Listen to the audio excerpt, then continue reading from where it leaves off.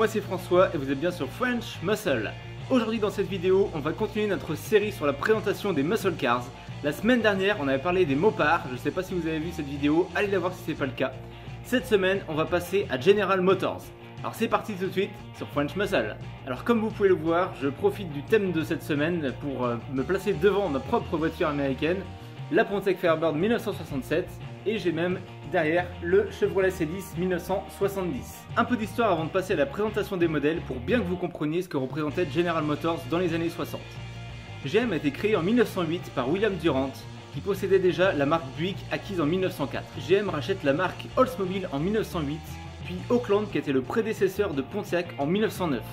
En 1911, William Durant fonde une nouvelle marque avec un pilote suisse du nom de Louis Chevrolet. En 1920, M. Durant est renvoyé par les investisseurs du groupe GM et remplacé par Alfred Sloan. Ce dernier introduit l'idée de modifier chaque année un peu l'esthétique de chaque modèle pour rendre l'année précédente obsolète.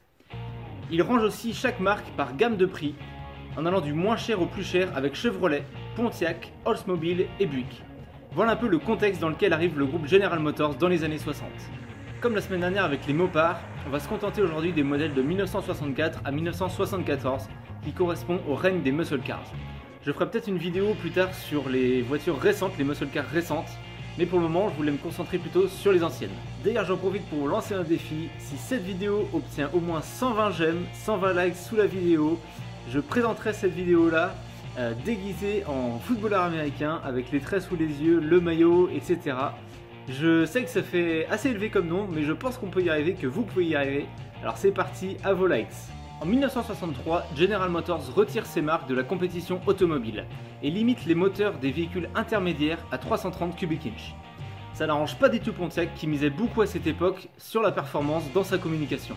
Pour contrer cette décision, le chef ingénieur de chez Pontiac, John DeLorean, oui c'est bien celui qui a fait ça, crée en 1964 une option sur la Pontiac Le Mans, la GTO. Ça consiste à remplacer le 326 cubic inch par un 389, améliorer le châssis et les suspensions de la voiture, et aussi d'apporter tout un tas d'améliorations esthétiques. Le concept des muscle cars était né.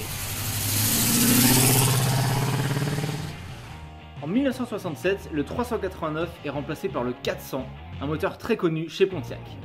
La GTO et la Le Mans connaissent une nouvelle génération de 1968 à 1972.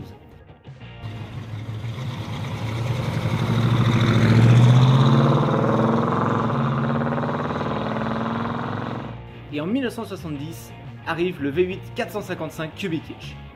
Ça me permet d'ailleurs de vous rappeler que chez Pontiac, il n'existait pas à l'époque de small block et de big block. Tous les moteurs dont je vous parle étaient basés sur le même bloc, il n'y a donc pas de small et de big block. C'était la seule marque à ma connaissance qui était dans ce cas-là. Tout au long de l'histoire de la GTO, une concession Pontiac située à Royal Oak dans le Michigan proposait des packs performance sur ses modèles. Pour l'année 1969 notamment, il remplaçait le 400 cubic inch par un 428 issu des full size. Bien sûr, le moteur était préparé et il y avait une esthétique particulière. Ce modèle s'appelait la Royal Bobcat. La deuxième génération de GTO s'arrête en 1972. Et même si le nom GTO existe encore quelques années après ça, le goût des muscle cars n'y est plus vraiment. En effet, à cause de la crise pétrolière et du prix des assurances qui s'est envolé dans les années 70, les puissances ont petit à petit diminué jusqu'à devenir quasiment insignifiantes. Et ce schéma va se répéter sur tous les modèles dont on va parler maintenant. La Pontiac GTO est donc considérée par beaucoup comme la première muscle car. Les autres marques du groupe vont donc se mettre vite à réfléchir à leur propre modèle, de peur de louper le coche. On va donc parler maintenant de la Chevrolet Chevelle, la Oldsmobile Cutlass et de la Buick Skylark. La Chevrolet Chevelle apparaît elle aussi en 1964. Elle est proposée en coupé de porte, en berline 4 portes, en station wagon, en décapotable, et elle partage même sa plateforme avec le El Camino qui existe lui depuis 1959. Les premiers modèles SS sont équipés des V8 283 cubic inch puis 327. C'est en 1966 qu'arrive le fameux modèle SS 396 équipé du big block de la même cylindrée.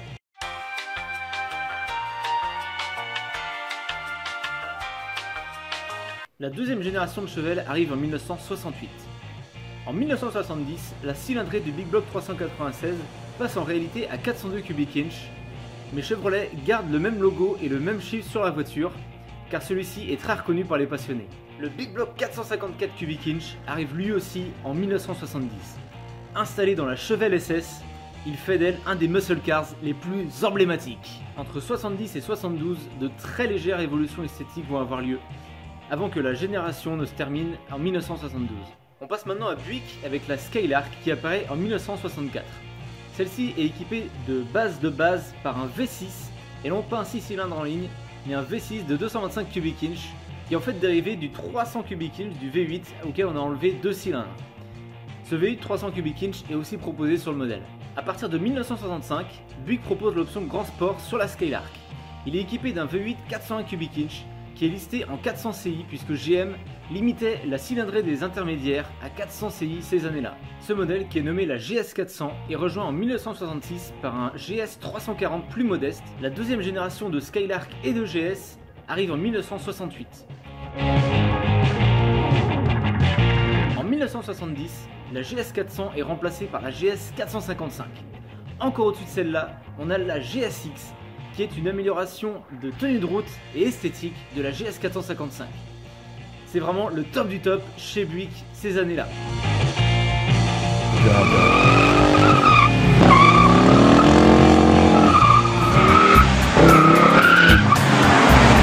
Cette GSX existe en seulement deux couleurs, le jaune et le blanc. Comme tous les autres modèles, cette génération diminue en performance jusqu'à disparaître en 1974. Du côté de l'Oldsmobile, la Cutlass arrive en tant que compacte de 1961 à 1963. Elle devient définitivement une intermédiaire à partir de 1964. En cours d'année, le pack 442 apparaît en réaction à la GTO de chez Pontiac.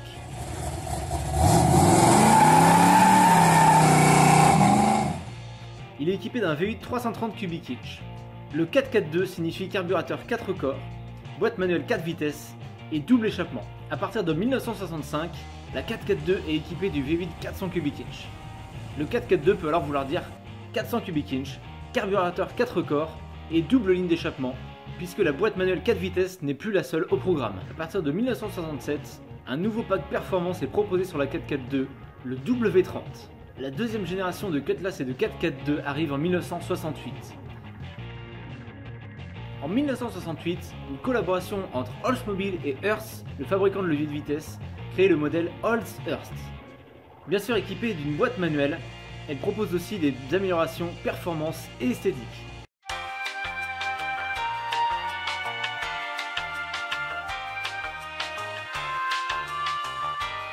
Comme la Chevelle, cette génération de Cutlass se termine en 1972. En 1967 arrivent deux modèles qui vont énormément faire parler d'eux. La Chevrolet Camaro et la Pontiac Firebird. Créés pour contrer la Mustang apparue en 1964, ils entrent dans la catégorie des pony cars.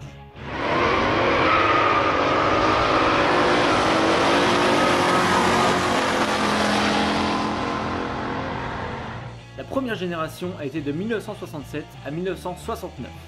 La Camaro était équipée sur les modèles SS, notamment du Small Block 350 et du Big Block 396. Le pack RS pour Rally Sport était une option esthétique qui pouvait être combinée à l'option SS pour créer le pack RS-SS. La Camaro 728 quant à elle était équipée du V8 302 cubic inch et servait à l'homologation du modèle en Trans Am Racing Series. Elle était notamment équipée de band racing et tout un tas d'améliorations performance. Comme je disais plus tôt, ces années-là, GM limitait la cylindrée à 400 cubic inch pour les modèles de cette taille-là. Pour contrer ça, certains dealerships passaient commande via Copo, qui était une division pour les commandes spéciales de chez Chevrolet. Ça leur a permis de commander des V8 427 cubic inch à mettre dans les Camaro.